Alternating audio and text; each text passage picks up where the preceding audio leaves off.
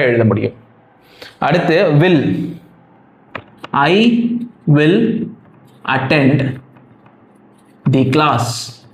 அப்படின்னா நான் class attend பண்ணுவேன். இந்த இடத்துல என்னது? செய்ய வேண்டும். நான் கிளாஸை அட்டெண்ட் செய்வேன், செய்ய வேண்டும். I will attend the class. எப்படி சொல்லலாம்?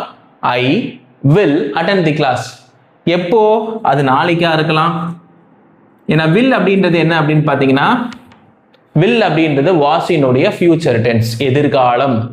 was அப்படின்றது past tense, will அப்படின்றது future tense. I will attend the class. நான் கிளாஸை அட்டெண்ட் பண்ணுவேன்.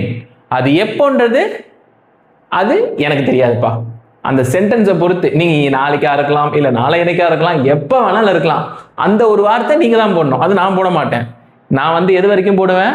I will attend the class வரைக்கும் போடுவேன், இல்லை I will attend the meeting வரைக்கும் போடுவேன். அது நாளைக்கா நாளைக்கான்றது நீங்க தான் டிசைட் பண்ணி, நாளைக்கு நான் டுமாரோ போடணும், நாளைக்கு நான் டே ஆஃப்டர் டுமாரோ போடணும்.